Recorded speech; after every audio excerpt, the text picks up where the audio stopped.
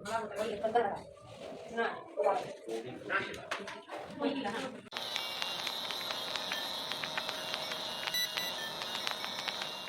Welcome back to my world. This is me Anjali and आप देख रहे हैं अंजलि's वर्ल्ड।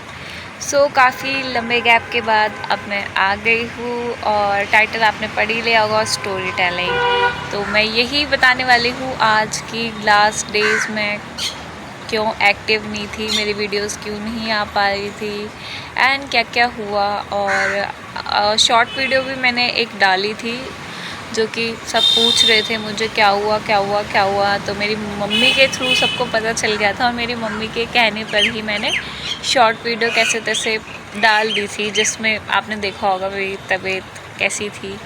तो उस टाइम मेरी हालत नहीं थी बिल्कुल भी। तो स्टार्ट करते हैं, बताती हूँ मैं आपको क्या क्या हुआ लास्ट डे। तो लेट्स स्टार्टेड। तो स्टार्ट ऐसे हुआ कि रक्षाबंधन के बाद ही मैं मामा के घर गई थी रहने और रात को मेरे जो है साइड पर बहुत तेज़ दर्द होने लग गया, किडनी साइड पर दर्द होने लग गया। पहले मुझे लगा माइल्ड सा ऐसे ही होगा या गैस वगैरह होगी। तो उस टाइम हम थोड़ा रुक गए, मामा मामी मुझे पूछने लगे क्या हुआ क्या हुआ। तो मैंने कहा पेन हो रहा है। तो मामा ने कहा ज़्यादा हो रहा है। तो मैंने कहा कोई नहीं, देखते हैं, बर्दाश्त कर लूँगी। तो धीरे धीरे वो पेन जो है बहुत ज़्यादा मतलब पिंच करने लग गया, अंदर ही अंदर बहुत ज़्यादा दर्द होने लग गया। उसके बाद फिर मामा ने बोला कि अब चलते हैं, बहुत रात हो रही है। तो हम अराउंड 12 बजे हम निकले और इमरजेंसी गए। वहाँ उन्होंने इंजेक्शन लगाया क्योंकि मुझे पेन ऐसा हो रहा था कि मतलब टॉलरेट ही नहीं हो रहा था, बर्दाश्त से बाहर था बिल्कुल। तो फिर उस टाइम डॉक्टर ने मुझे एक इंजेक्शन दिया और मुझे वॉमिटिंग होने लगी उस टाइम। वॉमिटिंग के बाद फिर थोड़ी देर में इंजेक्शन का असर होते ही फिर मैं थोड़ा रिलैक्स हो गई। उसके बाद हम घर आ गए।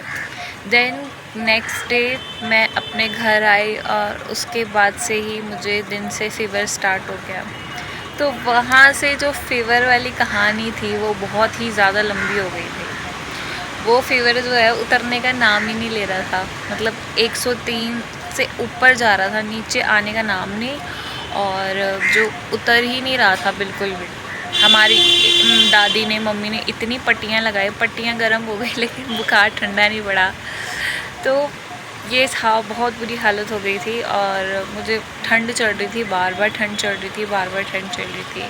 तो अब 15 अगस्त आ गया था। तो 15 अगस्त में हम कहीं जा नहीं सकते थे, हमने बहुत वेट किया। तो 15 अगस्त की रात को मेरी बहुत ज़्यादा तबीयत ख़राब हो गई थी। उस टाइम मेरी ऐसी हालत हो गई थी कि बस अब गई तब गई। तो वो थोड़ा पैनिक करने वाला सीन था, तो सब डर गए थे, सब बहुत ज़्यादा डर गए थे। एंड लिटरली मेरे को कुछ समझ नहीं आ रहा था कि क्या हो रहा है मेरे साथ, और मेरे हाथ पैर बिल्कुल सुन्न हो गए थे।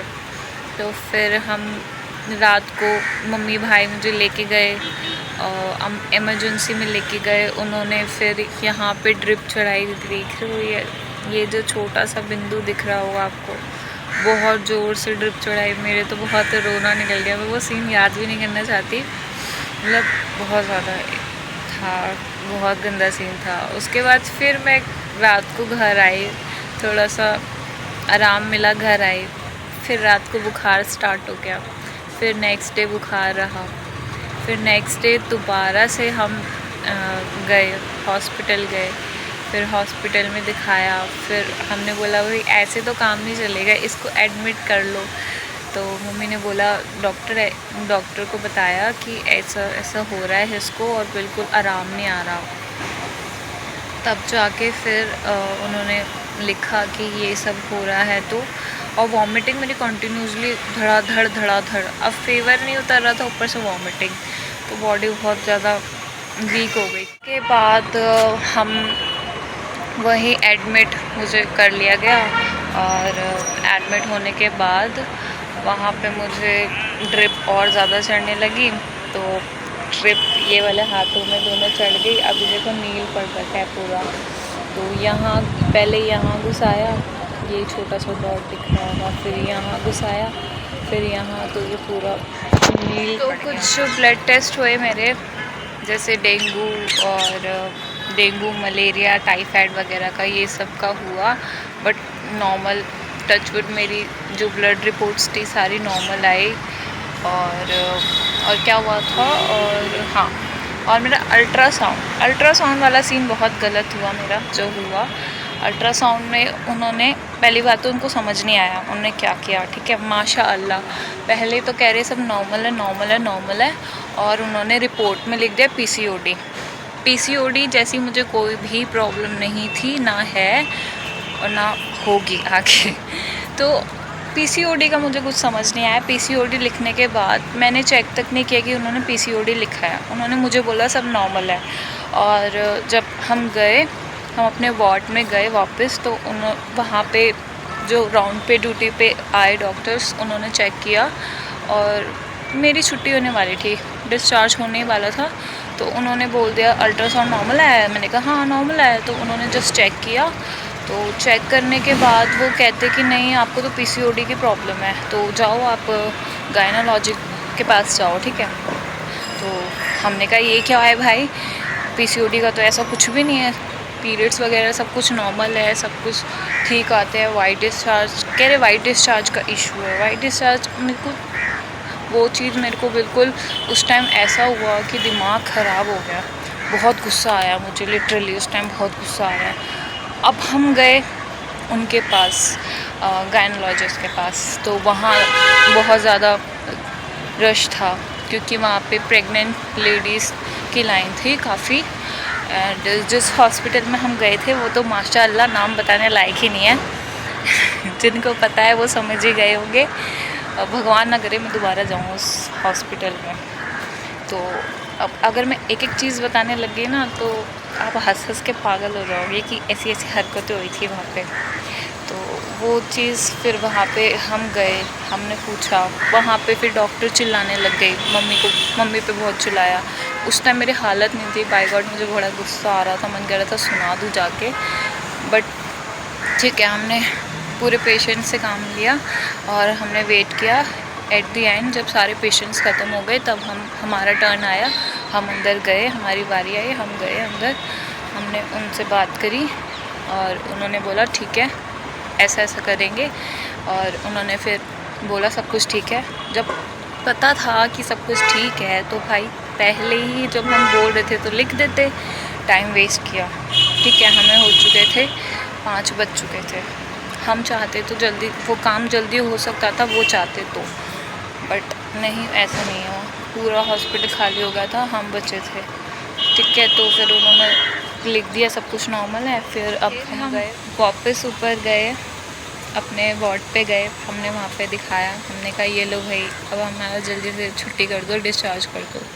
उन्होंने चेक किया और टाइम लगेगा फॉर्म बनाने में, तभी भी हमने वेट किया, बहुत वेट किया। और उससे पहले एक रात पहले मेरी हालत ऐसी हो गई थी, मेरा फीवर नहीं उतर रहा था बिल्कुल भी, और वो बॉटल पे बॉटल चढ़ा रहे थे, पैरासीटामोल जो मेडिसिन है उसका जो लिक्विड है वो चढ़ा रहे थे, बॉटल्स चढ़ा रहे थे, इतनी बॉटल्स चढ़ाई कोई असर ही नहीं हो रहा था। और मेरा जो ब्लड है वो बार बार ब्लॉक हो रहा था, और जो वो प्रेशर से अंदर जा रहा था तो मेरी आंसू निकल रहे थे बहुत ज़्यादा।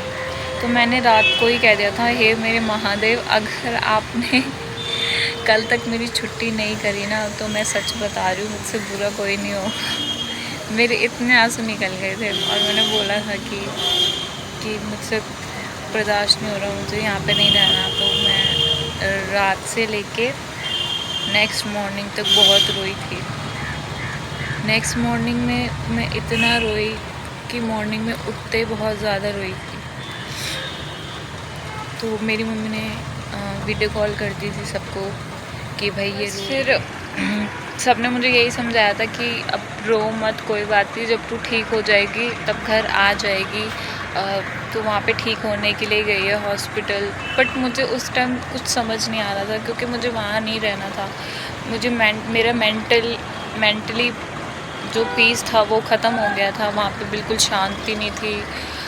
आए दिन कुछ ना कुछ ची चू, और वहाँ का बेड वगैरह, मुझे बहुत ज़्यादा हर चीज़ से वहाँ पे मुझे बहुत ज़्यादा प्रॉब्लम हुई। तो इसलिए वो मेरे लिए बहुत ही गंदा फेस था, और मैं याद भी नहीं करना चाहती। मैंने बस फिर उस टाइम जैसे ही राउंड ड्यूटी पे आए मैंने कहा मेरा सब कुछ ओके है ना, तो उन्होंने कहा हाँ आपका सब कुछ ओके है, आप ठीक हो और आप घर जा सकते हो। तो वो खुशी मेरी मतलब बहुत ही ज़्यादा बता नहीं सकती, बहुत ज़्यादा खुश थी। और मैंने फटाफट मम्मी को बोला जल्दी से पैक कर लो भाई, घर जाना है। तो ये सब होती है छोटी छोटी चीज़ें, भगवान ना करे कि कभी भी किसी को भी हॉस्पिटल जाना पड़े, देखना पड़े, सब ठीक रहे, हेल्दी रहे। और अगर आप हेल्दी हो तो सब कुछ ठीक है। अगर आपकी बॉडी में थोड़ा भी प्रॉब्लम होता है ना तो बहुत दिक्कत होती है, स्पेशली आपके चाहने वालों को, आपके घर वालों को, फैमिली को बहुत ज़्यादा प्रॉब्लम होती है यार। और मेरी मम्मी ने तो इतना किया ना, मेरी मम्मी ने तो बहुत ज़्यादा भागा दौड़ी करी, अकेली मेरी मम्मी ने भागा दौड़ी करी, कोई नहीं था साथ में, क्योंकि मुझे मम्मी चाहिए होती है साथ में। तो इन शॉर्ट मेरी इतनी सी कहानी थी, लेकिन दर्द बहुत बड़ा बड़ा था भाई। तो मैं यही चाहती थी कि काफ़ी लोग पूछ रहे थे क्या हुआ आपके साथ, बताओ क्या हुआ। तो मैं सोचा यार बता देती हूँ यार, काफ़ी आप लोग भी क्यूरियस हो गए जानने के लिए कि कहाँ थी मैं। और